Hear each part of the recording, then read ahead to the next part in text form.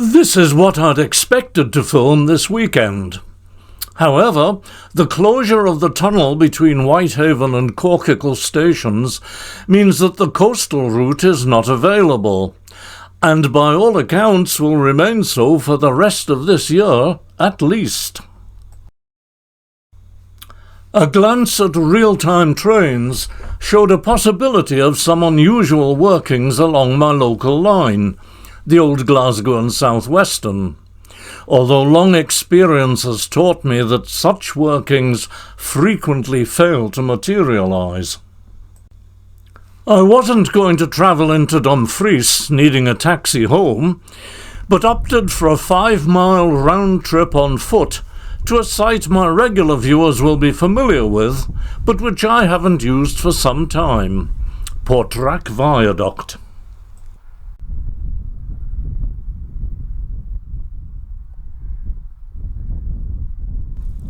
By the turn of the millennium, the old bridge over the River Nith was being seriously undercut by frequent floods, and the decision was taken to build a new structure which would be raised completely above the river. A heavy coal traffic used the line, so it couldn't be closed. Half a mile of new track was built beside the existing route. Although it appeared to be a glorious sunny early spring day, it was hazy. Visibility was not what I might have hoped for.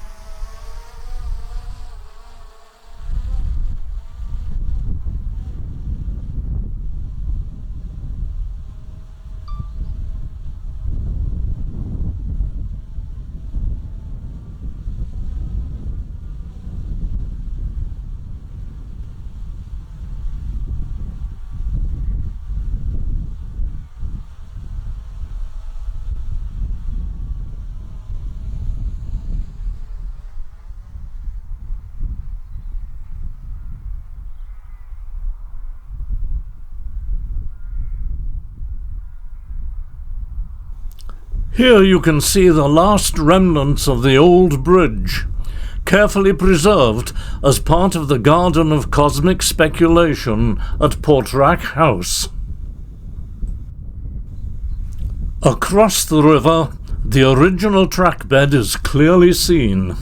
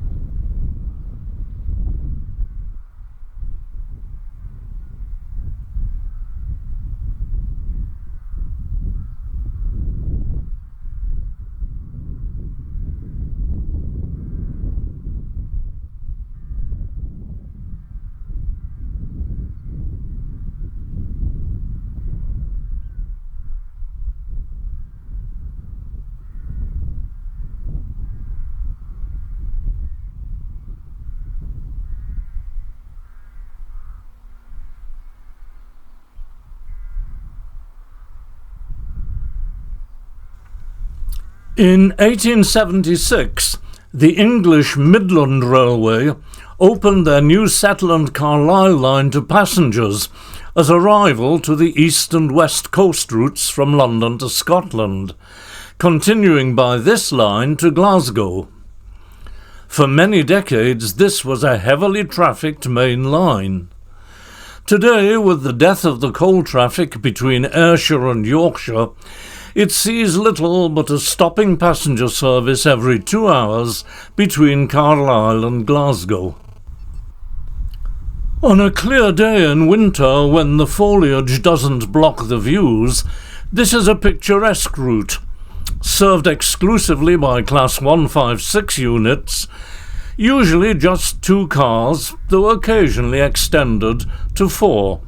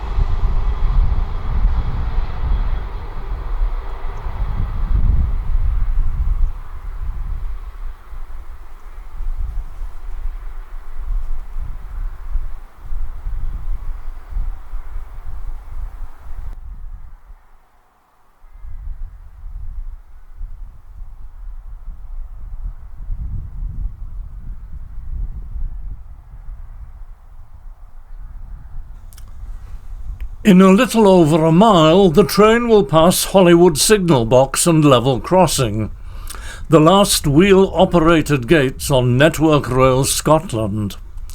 And somewhere about here, it will cross the northbound working.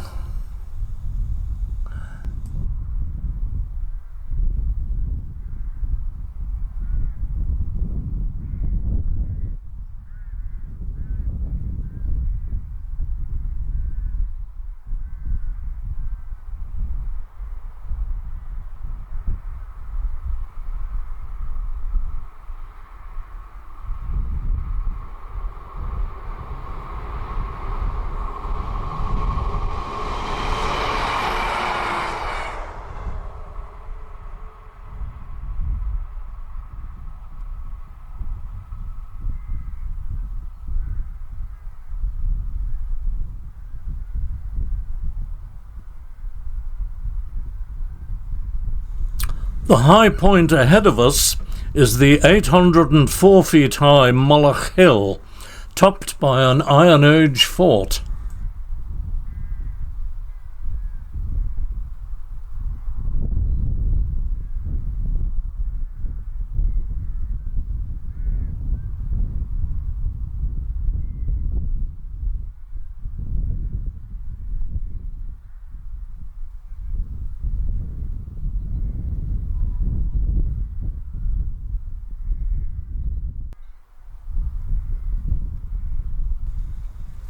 It'll be 22 years this year since the new track opened.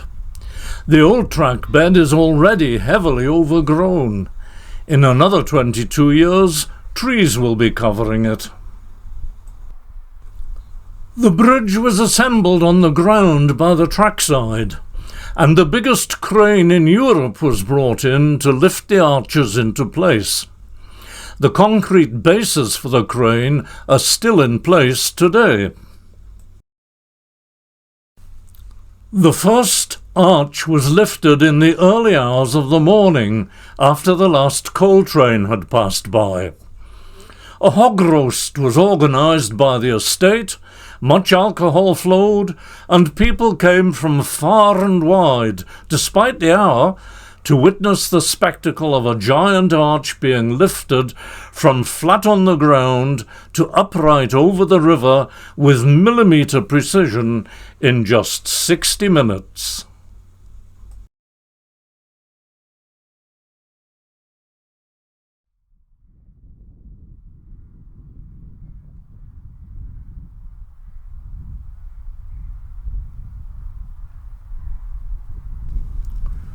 The aviation fuel empties from Prestwick didn't run as advertised, but that came as no surprise. The other train, simply described as an unadvertised express, did run, but I had no idea what to expect. It was booked to Kilmarnock. Might it be a DMU heading for servicing or repair?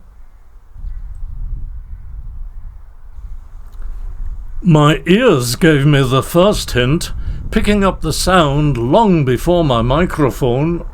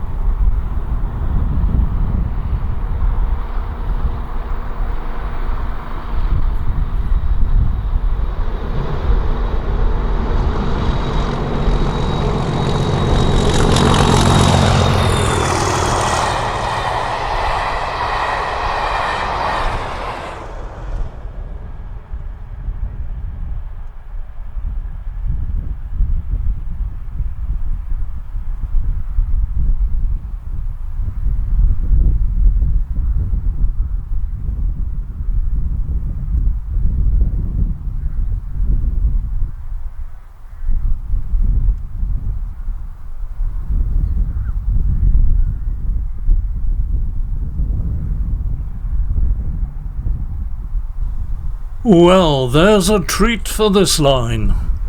My long walk with a heavy load on an evening that turned distinctly chilly as the sun went down was worth it after all. Thanks for joining me, and here's to the next time.